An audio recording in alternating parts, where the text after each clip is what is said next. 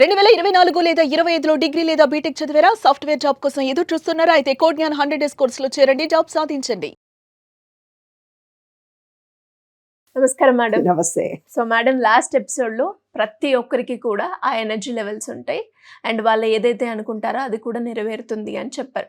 But still ఇంకా కూడా కొంతమందికి అంటే ఆ ఎనర్జీ లెవెల్స్ ఉన్నా అండ్ కోరికలు డిఫరెంట్గా ఉంటాయి. కొంతమందికి బంగారం కావాలి, ఇంకొంతమందికి ఏమో ఇల్లు కావాలి, ఇంకొందరికి ఏమో నగలు కావాలి.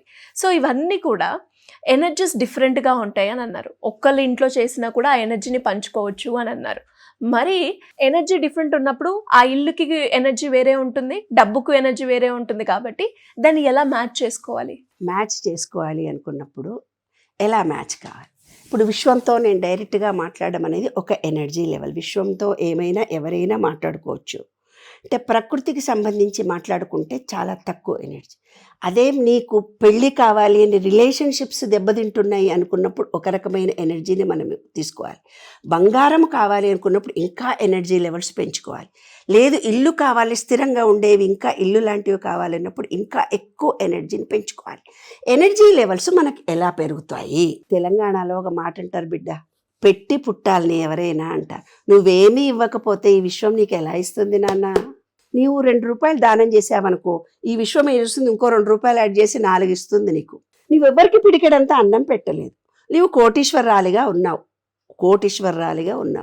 కానీ 1 రూపాయి ధరించి ఎవ్వరికి ఒకనాడు ఇంట్లో అవసరాలకు వాడేవు, నీ అవసరాలకు వాడుకున్నావు, కానీ దానం ధర్మం చేయలేదు. ఇప్పుడు మనం పేపర్లో ఇస్తాం, ఇన్ని కోట్ల ఆస్తి కుక్కకు రాశాడు, ఇన్ని కోట్ల ఆస్తి దాన ధర్మాలు రాశాడు, 100 కోట్ల ఆస్తి ఎవరో ఇచ్చారు, 1 కోటి రూపాయలు వెంకటేశ్వర స్వామికి ఇచ్చారని మనం అనుకుంటుంటాం కదా నాన్న. అంటే అర్థం ఏంటి? దానం పెడితే మళ్ళీ మనకు వస్తుంది. ప్రేమ ఇస్తే ప్రేమ వస్తుంది, డబ్బు ఇస్తే డబ్బు వస్తుంది. ప్రతి వాళ్ళు కొంతమంది క్రిటిసిజం చేస్తుంటాడు. నువ్వు కూర్చున్నావులే అండి, పోండి భోజనం తీసుకొని వస్తే ఉప్పు లేదు కారం లేదు. ఇట్లా క్రిటిసిజం చేస్తూ చేస్తూ చేస్తూ చేస్తూ వెళ్తారనుకో నాన్న. ఆ క్రిటిసిజాన్ని అనుభవిస్తారు వాళ్ళ జీవితం అంతా. ఒక పిల్లగాడు ఏం చేస్తాడు? లేటుగా లేస్తాడు. గీరా కాలేజీకి పోంటే లేటుగా చేస్తాడు, ఉద్యోగానికి పోరంటే లేటుగా చేస్తాడు. వాడికి పెళ్ళి లేట్ అవుతుంది, అందరికీ రిజల్ట్ వస్తుంది, వీడి రిజల్ట్ మాత్రం పెండింగ్ పడిపోతుంది. ఎందుకు? ఈ విశ్వం అనుకుంటుంది అదే అతనికి ఇష్టము అనుకుంటుంది. అదే ఇష్టము అనుకొని ఏం చేస్తుంది నాన్న? అన్నీ లేట్ చేస్తుంది. ఈ విశ్వం భాష వేరే తీరుగా ఉంటుంది. మేడం, ఆ భాష గురించి అయితే ఇట్లా డైరెక్ట్ గా నువ్వు నాకు బంగారం అంటే ఇయ్యదు, నాకు ఇల్లు అంటే ఇయ్యదు. ఆ భాష ఏంటో చెప్పండి మేడం. జనాలందరూ కూడా ఆ భాష ఎలా ఉంటది, ఆ ఎనర్జీ ఎలా ఉంటది, ఆ వైబ్రేషన్ ఎలా ఉంటది, ఎలా కనెక్ట్ అవ్వాలి? మీరు మాత్రం కనెక్ట్ అయ్యారు, మాట్లాడిపోతున్నారు అని అనుకుంటున్నారు. ఎలా లేదు, అందరికీ సాధ్యం అవుతుంది. సైన్స్ నాన్న, ఇది సైన్స్ మ్యాథ్స్. మనం ఏది ఇస్తున్నామో దానినే మనం పొందుతున్నాం. క్రిటిసిజం ఇస్తే క్రిటిసిజం అంటే నెగిటివ్ ఎనర్జీ నిన్ను రిసీవ్ చేసుకో. ఈ విషయంలో ఎనర్జీ మారుతూ ఉంటుంది అని సూత్రాల్లో నేను 12 లాస్లో చెప్పాను.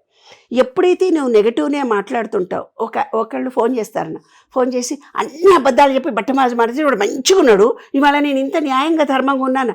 వాటి టైం వచ్చేదాకా నువ్వు ఆగాలి కదమ్మా, తొందరపడితే ఎట్లా? 100 తప్పులు జరిగితాయి కదా. ఒక టైం అంటూ వచ్చిన తర్వాత చాలా అది నీ వద్దనుకున్నా కూడా నువ్వు దాన ధర్మాలు చేసి ప్రేమతో ఉన్న ఫ్యామిలీవే అనుకోనాను. తప్పనిసరిగా నీ వద్దనుకున్నా నీకు ఎవరో ఒకళ్ళు వచ్చి లాటరీ వచ్చిందని నీకు డబ్బిస్తారు. లేదు, నీ సబ్కాన్షియస్ మైండ్లో నీకు ఫీలింగ్తో సహా ఒక ఇల్లుని చూసావు, నువ్వు వాకింగ్ చేస్తూ ఒక ఇల్లుని చూసావు, నాకు ఇల్లు అయితే బాగుండని నువ్వు మేనిఫెస్ట్ చేసుకున్నావు. అంటే నాకు ఇల్లు రాలేదు నీవు నమ్మను అట్లా తిడితే విశ్వం తిట్లు తెలియవు దానికి. తర్వాత నీ కోరికలు సబ్కాన్షియస్తో ఫీలింగ్తో సహా ఇచ్చినవి మాత్రమే తెలుస్తాయి దానికి. ఎట్లా అంటే ఫీలింగ్ను మాత్రమే అర్థం చేసుకుంటుంది ఈ సబ్కాన్షియస్ మైండ్.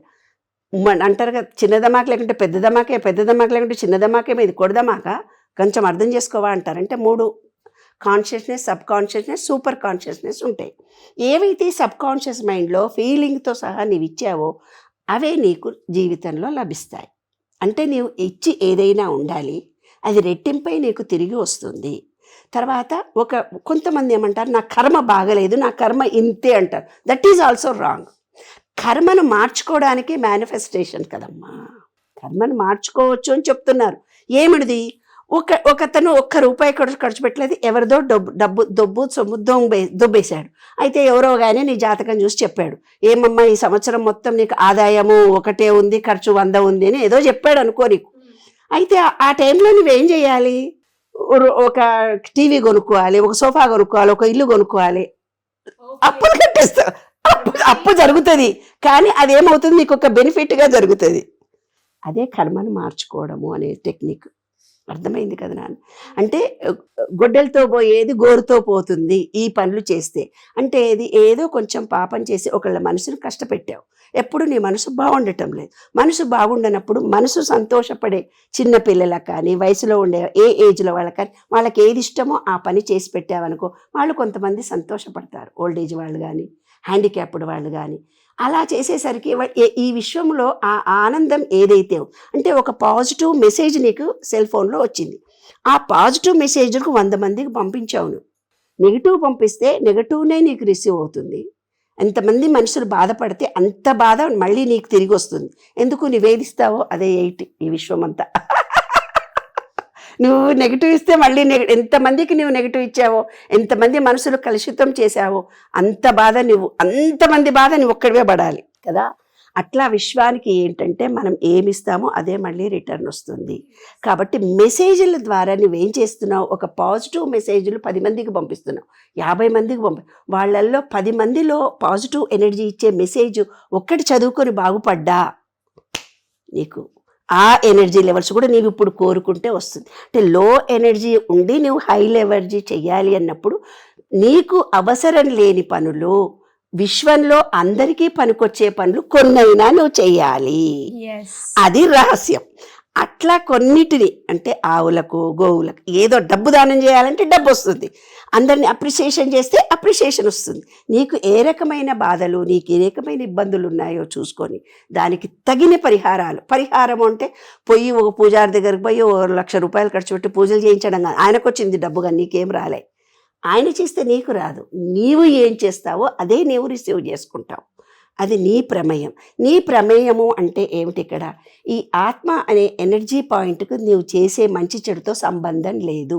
కానీ అక్కడ ఒక సీసీ కెమెరా ఉంది, అది రికార్డ్ చేస్తుంది. ఈ సీసీ కెమెరా ఎప్పుడైతే రికార్డ్ చేస్తుందో, ఇప్పుడు నువ్వేం చేస్తావు? అన్ని బట్టబాజ మాటలు, అబద్ధాల మాటలు చెప్తాడు ఒక ఆయన. చెప్పి తన ఉద్యోగం సంపాదించుకుంటాడు, డబ్బు సంపాదించుకుంటాడు. అవసరమైనప్పుడు ఆ చక్రం పనిచేయదు, విశుద్ధి చక్రం. అదే సీక్రెట్. కమ్యూనికేషన్ స్కిల్స్ దెబ్బతింటే రాను థ్రోట్ ఇన్ఫెక్షన్ వస్తుంది, థ్రోట్ క్యాన్సర్ వస్తుంది.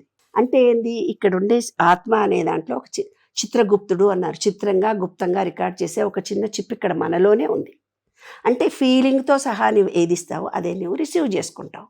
కాబట్టి పాజిటివ్ ఇవ్వండి, పాజిటివ్ ఎనర్జీని పెంచుకోండి. మీరు అనుకున్న కోరికలు ఇవ్వడానికి విశ్వం రెడీగా ఉంది. అండ్ అలాగే విశ్వంతో కనెక్ట్ అయ్యే మార్గాలు కూడా మీరు చాలా 12 లాస్ చదువుకుంటే చాలు. అవి చదువుకుంటే మీకు తెలిసిపోతాయి.